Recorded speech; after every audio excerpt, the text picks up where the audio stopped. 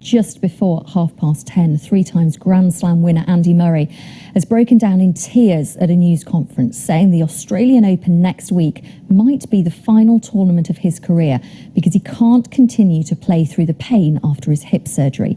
We're going to hear from the former British women's #1, Annabel Croft, to get reaction. So do stay with us and do get in touch with us throughout the programme on all of the stories that we're talking about. You can use the hashtag Victoria Live. You can email us, victoria@bbc.co.uk. If you want to come onto the programme, please include your phone number, and do remember that if you text us, you're going to be charged at the standard network rate. Lots of you already getting in touch with us about the universal credit story that we're covering this morning. Paul on Twitter said, how is it a U-turn when the policy hasn't changed? They've just taken some people out of the net. The only way to fix universal credit is to scrap it completely. Another text here, an anonymous text, says, I agree with the 2-child cap on benefits. It's time that those on benefits realise that it isn't a bottomless pot of money. The working public can't go to their employees and get a wage increase each time a child is born into their family.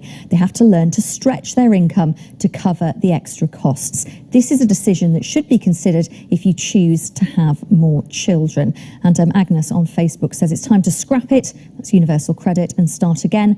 People are being driven to despair trying to navigate the Department of Work and Pensions website. Not being able to speak to someone who actually knows what they're doing is an absolute joke. Well, if you're affected by those changes, if you have more than 2 children who were born before April 2017, and it means that you are going to get more money for those other children, get in touch with us this morning. Be interested to hear your thoughts on that and what difference it will actually make. Well, in the next few minutes, the Work and Pensions Secretary Amber Rudd is going to announce major changes to universal credit. You'll remember it's where 6 benefits for working age people are merged into a single payment. Well, there's been this U-turn on a decision to make the 2-child benefit cap retrospective. So all children born before April 2017, when the welfare cap was announced, are going to be supported by universal credit instead of only the first 2 children in a family. Now, the government says this is going to help around 15,000 families a year. And instead of all claimants on the old system being moved on to universal credit, there will be a 12-month pilot scheme where just 10,000 people will move. Only after this will MPs be asked to vote on moving all 3 million people who claim the relevant benefits will move across to universal credit. But the government's still facing pressure to reduce the 5 weeks that new claimants have to wait before they receive any money at all, something which thousands of families say has plunged them into poverty. Well, we're going to bring that news conference by Amber Rudd to you live. We're expecting it, in the next few minutes. But first of all, let's have a conversation with people affected by this. And also Heidi Allen, who is a Conservative MP and a member of the Work and Pensions Committee. She's been very outspoken, a critic of the way that universal credit has been working.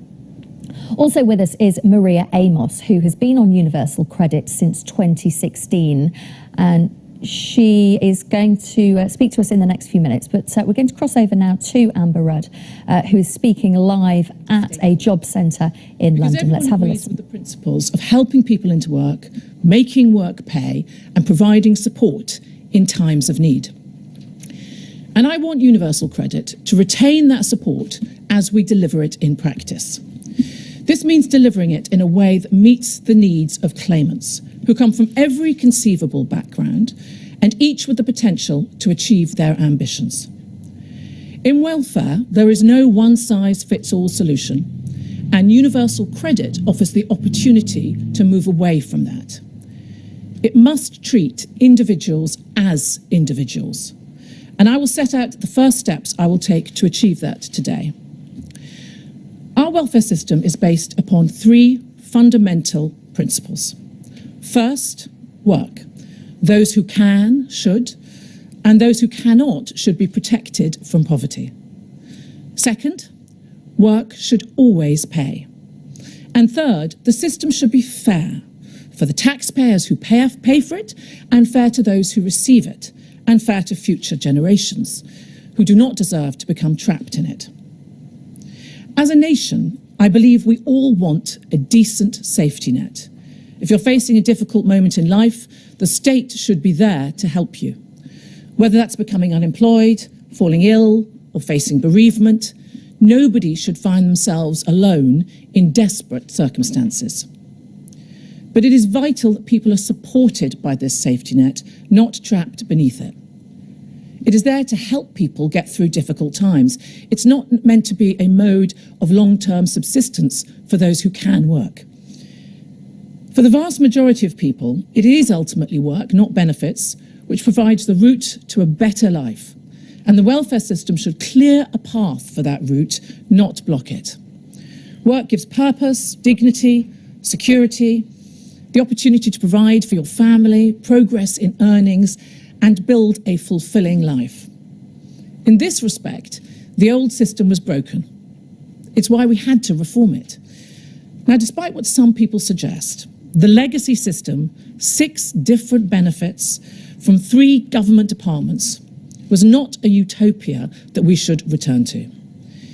Indeed, 700,000 claimants on that system are currently failing to claim their full entitlement because they find it so confusing.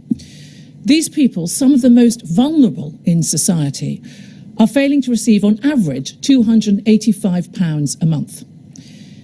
Under the old regime, claimants who moved off benefits into full-time work lost welfare payments almost immediately, which resulted in effective tax rates of up to 90% on their income.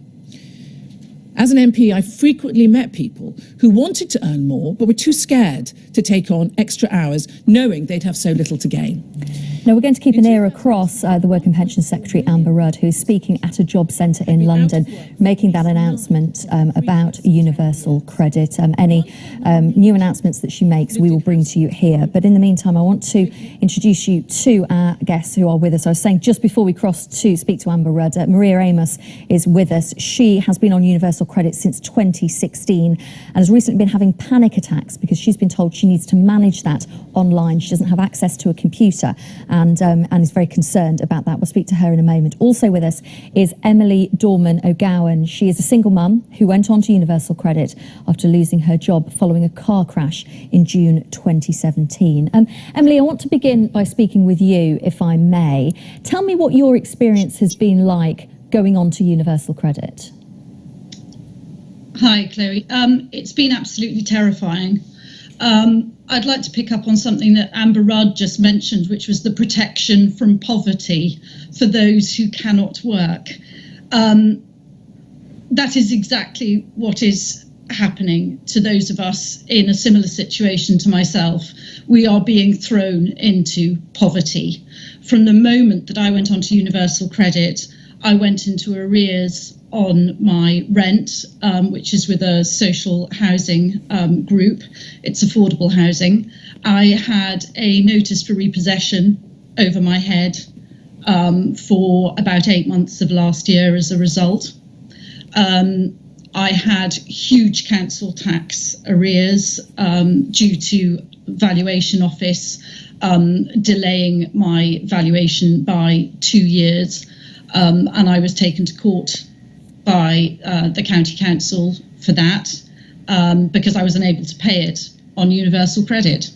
The idea that the universal credit is stopping people from falling under the system is an absolute joke. Again, that was something that Amber Rudd just highlighted. She said we don't want people trapped.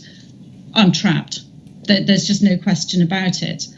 And again, what she just said about the idea of people being effectively taxed up to 90% of their salary when coming off benefits, it's still happening with universal credit. If you don't know what your earnings are going to be from month to month, you don't know what your universal credit is going to be from month to month. And anything over the £190-something threshold that you're allowed to earn, you are then deducted 63% of your universal credit against whatever you're earning. So that vicious cycle is continuing. Emily, as you're speaking, I can see that Maria is nodding away in Merseyside. Maria, have you had similar experiences? Yes, I have. Hello, Chloe. Yes, I have. When I first went on to universal credit, I've worked all my life since I was 16. And my last job was in Chester Zoo. And when I finished that, it was only for 10 months. When I finished that and had to go and sign back on, I was put on universal credit. I live on my own. I had nothing for 5 weeks. I was on such poor money anyway. I had no savings. And then I was told to have nothing for 5 weeks. At the end of 5 weeks, all I had was water in my tap. People don't believe that, but that's all I had. So I decided to end my life. I didn't. A friend saved me. And then after 5 weeks, and the first thing they'd done when they paid me was take my council tax out of it and deducted council tax. I couldn't understand it. I really couldn't. Maria, I want to put that point that you raised to Heidi Allen MP, who is with us, member of the Work and Pensions Select Committee. And I know that Heidi Allen, you have been very outspoken of the way universal credit has penalised people. But when you see this announcement from Amber Rudd today, she's talking about 15,000 families benefiting from getting payments if they have more than 2 children born before April 2017. But actually what Maria and Emily are talking about is it's still this 5-week wait before people are paid that is plunging people into poverty. If that was changed, that would help everybody, 3 million people on universal credit. Totally. You're completely preaching to the converted, and I feel like I'm beginning to sound a bit like a stuck record because I keep saying that too. I think there's another thing as well, actually, too. There are lots of tweaks that need making with the universal credit, but you're right, the 5-week wait is one of the big ones, and I think the other one is the benefit freeze, because you'll know that benefits have been frozen for 4 years. There's 1 more year to run, but in that, when we set that policy, inflation was very low. But since then, inflation's gone up, wage rises have gone up, pension. I mean, literally everybody in the UK, apart from people on working age benefits, have seen their incomes rise. So I think it's 2 things. But the 5-week wait, you're absolutely right. And I mentioned this, in fact, in the House of Commons at the beginning of the week on Monday. I've been suggesting to successive Secretaries of State, and I have spoken to Amber very recently about it as well, maybe not for everybody, because if it was me that lost my job and I just needed a couple of months to get myself sorted, I'd be fine because I have, some savings. But I think for people who literally have no financial resilience at all, the advance payments which government has made available, literally on day one, if you're struggling, you can have an advance payment. But of course, that's a loan, which you then have to pay back over time. And all the, you can pay it back over a year, and that in theory sounds fine, but when it's been deducted from a pretty small amount anyway, it can be crippling for people. Absolutely, Heidi. As you're saying that, I can see that Maria's doing eyes heavenwards, and I can also see that Emily is shaking her head, because Emily, that's the problem, isn't it? That if you get that advance payment, it's effectively a loan which you still have to pay back. Yeah. This needs to be really strongly clarified, Chloe. The loan system, when you ring and ask for a loan, the person you speak to on the phone tells you what they think the maximum is that you are able to borrow. And they then set the timetable for the repayments. So, for example, I think borrowed about £130 from them initially, and I had to pay back £30 a month. So, with all due respect to what Heidi's just said, the idea of being able to pay over the long term is a nonsense, okay? That is not the way it works. I wasn't able to finish what I wanted to say. But. And you're only allowed to borrow what they think you can repay. So, that's a real grey area. So if I could, what I was going to come on to say, and I was sort of starting to allude to that, the amount that's taken away is from not a very generous starting pot, so it can be absolutely crippling for people. So what I've asked Amber to look at is that first advance payment that you get. I think that should be your first payment, not your loan, your first payment that isn't then clawed back. It isn't a loan. And then, if they've made a best guess as to what they think your monthly payment will be, if it's wrong at the end of the first month, they can tweak it up or down, and then you're in the cycle then of the universal credit each month. And then at the end, let's say in 12, 18 months, you're back on your feet again and you can come off UC, take it back then, right at the very end, like your last payment. I suppose not quite the same, but a bit of an analogy is you've got a deposit and your rent, you don't get your deposit back rather than paying your last month's rent, that sort of thing. And I think if we were to take that loan repayment problem away, as you've just very eloquently described, I think that would transform, you see, for a lot of people. Because Emily, this was a problem for you, wasn't it? It led to you having to go to and use food banks, didn't it? Yes, it did. I think I used the food bank in my town for about 8 weeks, which is so humbling and humiliating at the same time. I mean, for strangers to turn up on your doorstep and deliver you food is an act of kindness that I can't adequately describe it. But by the same token, you're then living on food which is full of things that are bad for you, and you're told that you shouldn't be eating, like sodium nitrite in packed meats and things Emily, like that. forgive me for jumping in, because I want to head back over to listen to Amber Rudd, the Work and Pension Secretary, because she is just talking at the moment about private landlords and renting. Let's have a listen. So they can request, where necessary, for their tenants' rent to be paid directly to them. And I'll consider what else we can do, because I'm determined to help people keep in their homes. I'm also looking at what more can be done to support those who find monthly payments too difficult to manage. We need to go back to first principles, reviewing how we identify claimants who might struggle to manage on monthly payments, and ensuring work coaches are moving them on to more frequent payments where necessary. I've asked Job Centre Plus to test how we can improve the provision of more frequent payments for new claimants. Those pilots will start shortly, and once we've evidence of what works, we will roll it out further. We must ensure that provision of frequent payments doesn't slow the system for users who don't require them, but I believe we can offer this facility more widely so those in genuine need can take it up more readily. Indeed, some of the most exciting results we've seen from Universal Credit have resulted from personalised and targeted support reaching the right people. This is particularly true for groups who have historically been left out of the labour market. Women can never be truly free until they have economic independence. So that is the Work and Pension Secretary, Amber Rudd, speaking live at a job centre in London. We're just trying to clarify there. If she is saying that rent could be requested to be paid directly to private landlords, because this has been a huge issue. And Maria, I can see you nodding away, because under the previous benefits, rent would go directly to the landlord rather than to the claimant, whereas now the claimant receives all of the money. Would you find it easier if your rent was taken out first before the money came to you?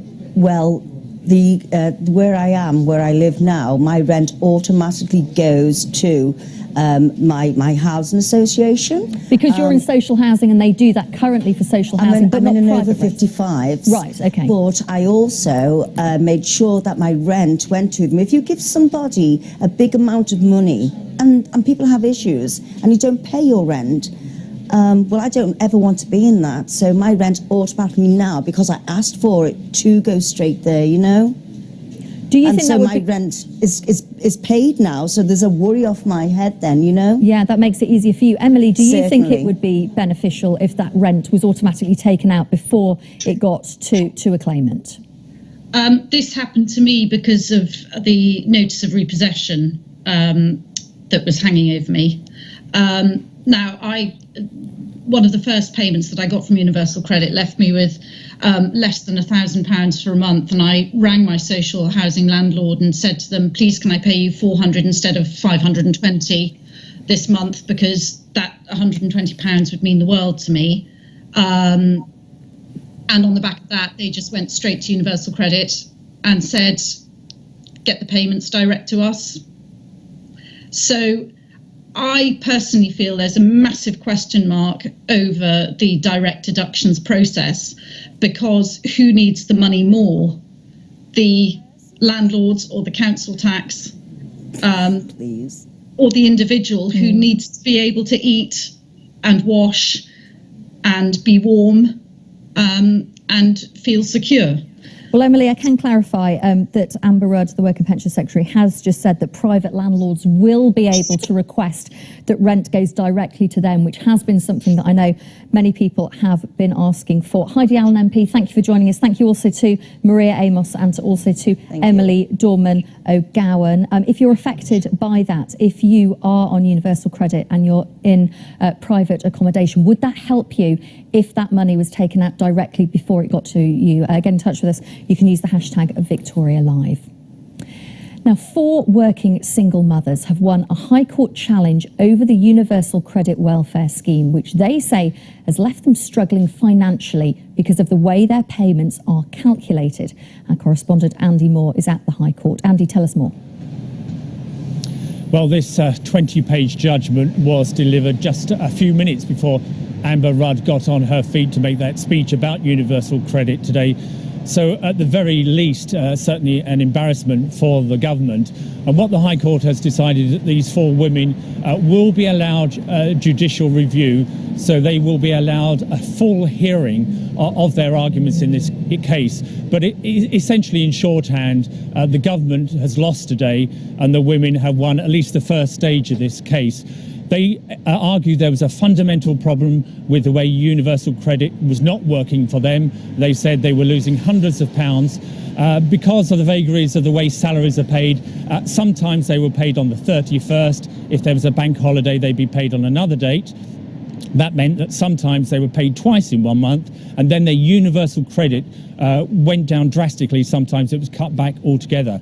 Now, in this judgment, the judges say that the defendant, that's the Department for Work and Pensions, erred in treating the combined salary for those 2 months as earned income. So they're saying the Department for Work and Pensions got it wrong, and that's why the judicial review is allowed on that basis. So the Department for Work and Pensions will have to come up with a skeleton argument saying what they're going to do about it, how they intend to change the system, and there will be a full hearing on these issues next month here at the High Court. Andy Moore speaking to us live from the High Court in London. Now, still to come, his pain and sadness. It was written all over his face, wasn't it? An emotional Andy Murray in tears as he said he fears the Australian Open could be the last tournament of his career. We'll get reaction from former British women's #1 Annabel Croft. Plus, I used to be a little bit. My belly got full, now I got that milk. Plus, a year ago, he was penniless. Now, rapper Octavian is the BBC's Sound of 2019, an award that's previously gone to the likes of Adele and Sam Smith. We're going to hear from him in the next half an hour.